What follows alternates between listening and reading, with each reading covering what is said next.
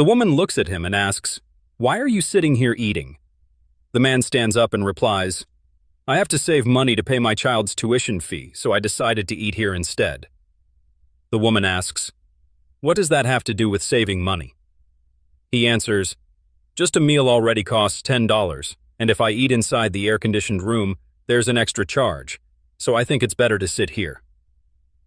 The woman, who turns out to be the restaurant owner, asks, "Extra charge? What do you mean?" The man replies, "It's a rule that a senior employee made. If anyone eats in the air-conditioned room, they have to pay an extra $5. She asks, "Since when did this rule exist?" He says, "About a month ago." The owner tells the man, "You can go eat inside the restaurant as usual now. I allow it." The man becomes happy, thanks her, and goes toward the restaurant. As soon as he sits at a table, an employee comes over and says, "Who allowed you to sit here? If you want to sit here, you have to pay for the air." The man replies, "But Ms. Julie said I could sit inside." The arrogant employee says, "You dare use her name, you're going too far. If you don't have money to pay, get out."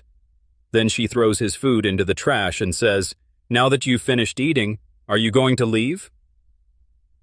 After that, we see her collecting money from everyone, forcing them to pay extra if they want to eat inside.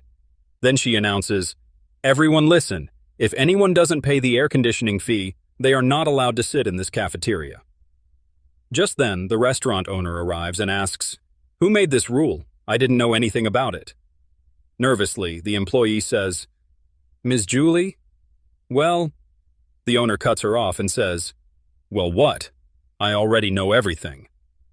The arrogant employee glares angrily at the man, but the owner says, "Stop right there. Stop right now. How dare you behave like this in front of me?" The arrogant employee says, "Everything I did was for the benefit of the company." The owner replies, "If you truly cared about the company, then why didn't you deposit the money you collected from the customers? Where did that money go? By the end of today, you must return all of it to the customers. No excuses. If you don't, I won't even give you a chance to explain yourself."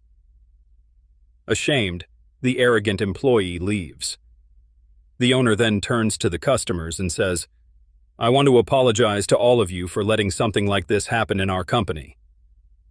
The man says, "Thank you so much for caring about workers like us."